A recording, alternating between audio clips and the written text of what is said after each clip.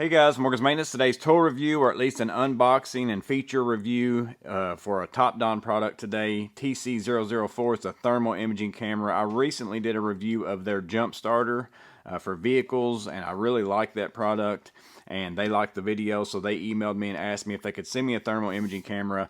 I decided to go ahead and get it so that you guys could have a look at it because of the price point of this one. Although, to be honest with you, all thermal imaging cameras are coming down in price, it seems like to me. Even the FLIR or the FLIR, I'm not real sure how you say that. I've heard it both ways.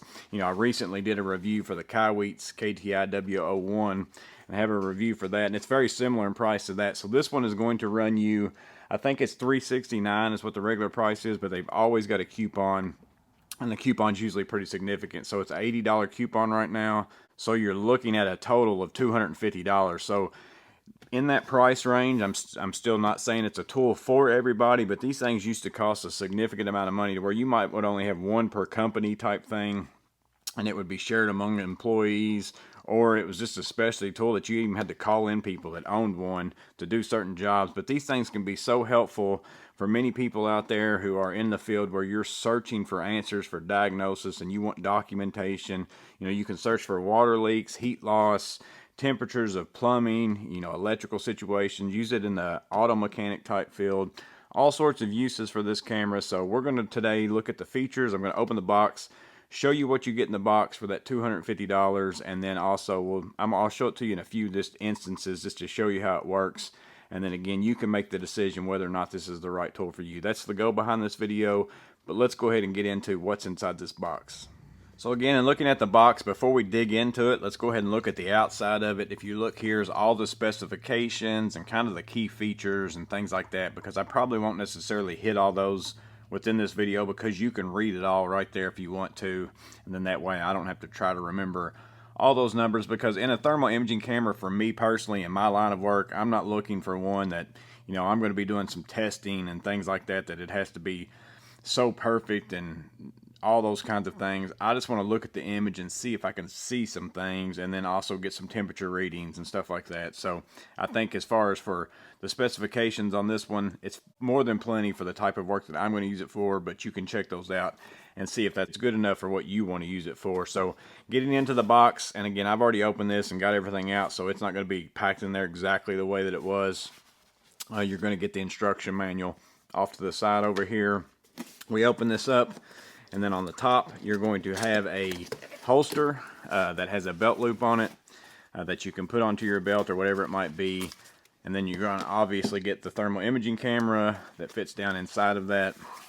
Also has a strap so you can kind of wear it around your shoulder if you want to. Fits down in there to protect it whenever you're not using it, but again, you could also wear that on your side.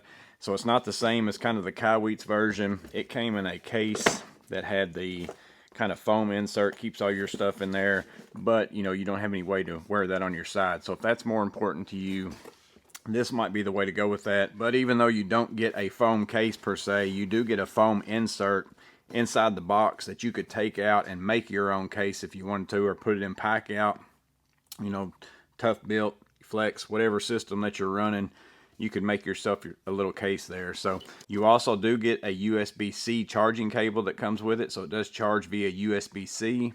And then within that, you also get a wall block, which is a little bit, you know, new these days. It seems like every other product that I've been getting that charges by USB, they typically don't give you that. And then on top of that, this is kind of a universal adapter. They give you every sort of adapter based upon where you might live and what your electricity might be. So you could probably use this if you go traveling. You know, take this with you even if you're not taking your thermal imaging camera, just if you're going traveling somewhere, and you would probably have everything covered as far as being able to charge your phone wherever you're at. So I think that's kind of nice as well. You also get a certification for calibration certificate, and then a 16 gigabyte SD card that you insert in order to record videos or pictures or whatever it might be. So they do give you that. It is removable as well. I'm not sure if you can upgrade it to a larger size. I couldn't find that anywhere in the user manual, and then also I don't have a bigger size to put in there to try it out to see how that works either, but they do give you a 16 gigabyte. So that's what you get in the box. Let's go ahead now and get out that thermal imaging camera, go over some of the features, and then I'll show it to you in use. So in looking at the outside of the camera, again, it's blue and black, and then it's also a little bit slimmer camera to me than that of the Kaiweets. You can kind of see the Kaiweets is a little bit larger in the fact of width and all those things. It just feels slimmer in my hand, but it's not really a big difference between the size between the two, in case you've watched my video the other and you were kind of asking about that kind of a question. But let me give you the dimensions here. Overall, the length is right around 9 inches. And then the overall depth is probably somewhere around 4 at the biggest point. So not that big of a handheld. And again, I like handheld versions like this over the kind that you put in your phone, even though it's smaller. But I don't like to tie up my phone. And then the phone charging ports are going to change over time. That's going to make your camera useless. So I always would prefer to go with this model. In fact, they asked me about, because they do have some camera some for your phone options, and I told them I prefer having a handheld version. So overall, again, there's the appearance of it. It's got the cameras. This one also has a light up here. I'm going to go ahead and power it up because it's going to initialize and take a little bit of time. So let me go ahead and do that. I'll show you the process of it coming on.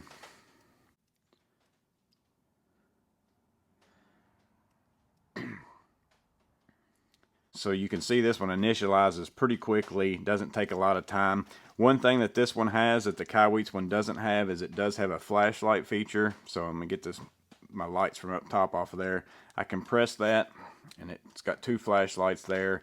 Not that it's probably something you're going to use crazy often, but if you've got it on you and you're going into a space and you want to be able to turn off the lights while you're in there, maybe get to the place because your thermal will show up a little bit better, that will help you maybe walk over to the place and then start using your thermal imaging camera. So I think it's nice to have it. It's not something that you probably have to have, but it is nice to have. And then you just press and turn that off. And again, up here at the top is where you charge it with USB-C. There's where your SD card goes in as well. It just plugs in right there. In order to take pictures or videos, it's a matter of, I'm just going to pull this trigger here. So if I pull that trigger, and this is going to be hard for me to probably get all this on camera. Matter of fact, I'm going to turn off some lights real fast. That's going to make it a little bit better at least. And then in order to take a picture, you're just going to pull this trigger once. It's going to say, do you want to save? Or you can go over here and hit cancel.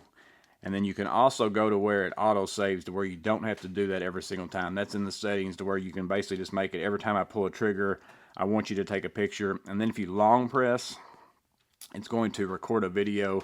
You can see the timer come up there, start recording, and then whenever I press it again, it's going to stop and then ask me again if I want to save it or if I don't want to. So you can go to save or you can go to cancel.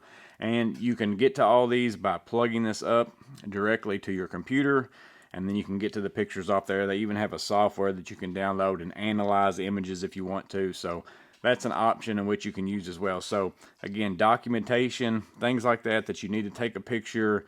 Whether you're a service person, you have to take a picture and send it to your boss back at the office, or if you got to send it to the homeowner or tenant or whoever it is, I think it's always nice that you can actually record the things that you're seeing so that they don't think that you're lying, and you can say, this is what I saw, this is why I did what I did. So documentation wise, to be able to take photos and videos, I think that's super nice.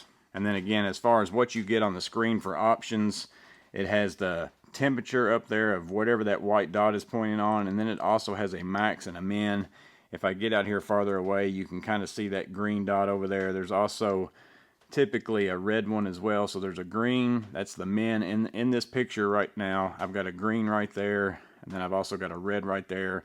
That's the coldest and the hottest thing that's in the picture at that moment. And then again, that dot right there, the white dot in the middle, is what your actual temperature is. And you can go from Celsius to Fahrenheit, and again, the temperatures were on the back of the box. I don't remember what they were off the top of my head. And then the nice thing about this one as well is, just by pressing left and right, you can go to amplification, you know, times 2 and then times 4, I believe it is. So there's times 2, there's times 4, and it's going to be hard for me to probably get something in the picture this close. Maybe if I take my hand and put it out here, I'm going to magnify in, that's times 2, and then that's times 4, so that you can get a better idea of what you're targeting with that dot if you're farther away and you want to get up close to something and get real tight in that picture. So that's a nice feature. And then here's the play button here if you want to go into your images and play them. And for the most part, that's primarily all the settings on it. Other than the color settings, you can press this button here. You have measurement, so again, that's going to change from the Celsius to Fahrenheit, and what kind of spots you want, and whether you want those temperature things, hot spots, cold spots. You can turn those things on and off. So several different settings with that. And then I can also go down into the color palette. This one is on iron right now. You also have rainbow. You have RDGY, white and hot, and then also black hot. So you can kind of reverse and make the white the hot in the background, or you can make the black the hot. Whichever one. Of course, most people's probably going to use either iron or rainbow, but it does have those settings as far as the color. And then also in the main settings, here's the parameters, emissivity, temperature, distance, all those things like that. We go back, temperature scale, the high-low alert, your photo settings. There's that auto save feature where you can make it to where every time you pull the trigger, it just saves it and doesn't ask you. Calibration, auto power off and on, several different settings in there. There's your units of meters and feet, or Celsius, Fahrenheit, and Kelvin that you can set it on. And then let's see what the system settings say. You can brightness, date and time, all those just general ideas. So most of those things in this, because those are just standard features that are on about anything. I mean, you can typically choose what temperature ranges and all those kinds of things. To me, the specifications on the back of the box, that's the main things that you need to know. So what would I use this for? Several different things. Again, looking for water leaks, that's probably the main thing, because it just shows big cold spots whenever you look at that. You can see here also I'm at a breaker panel, and it's the same exact panel that I looked at with the Kaiweets, and the temperature of that breaker is warmer because that's a dryer, and right now it's currently running. But if you've got if you just are inspecting a panel and you just go up in there, you can see things that are getting extremely hot. Check the temperature. I think that's something that would be really useful if you're an electrician or in some kind of a maintenance tech in some kind of industrial setting or something like that. Definitely good to have, and again, I'm sure a mechanic could also use it as well. Here's a place where I'm using it, where I'm turning on the hot water in a bathroom sink, and I'm sitting there waiting for that water to get hot so I can check the temperature on it. So it's kind of like an infrared thermometer, but you're also getting the image as well, and you can see exactly when the water's getting hot. And then again, I can even magnify in and get closer to that water to make sure I test it and make sure I'm hitting the water right in the right spot. So again, guys, this is the TC004 by TOPDON. Affordable, I guess, in a way, but again, they're all coming down in price. But it's a decent thermal imaging camera for you to have as an option, for you to be able to get the most information, to diagnose things, to see where problems might be, to help you fix the problem, but then also to help you document the problem so that you can show it to your boss. If he asks you, why did it take you so long, or why did you do this, you can say, well, let me show you these pictures, or again, the customer, tenant, whoever it might be. I think a thermal imaging camera is a good fit. Now, whether or not this one's the right fit for you, that's for you to decide. I'm just showing you what you get in the box, what it's capable of, and again, you get to make that decision for yourself. But hope this video was interesting in some way. I hope that you get something out of it. If you've got any questions and you want me to try something on it that I didn't cover, because I know this was a quick just overview, that's what the intent was. I wasn't meant to be just digging into it and showing you every single little detail. I didn't want the video to be super long, but let me know in the comments below, and I'll try to answer your questions as best as I can. But as always, I hope this video was useful, and you guys stay safe. Have a blessed day. I'll see you on the next video.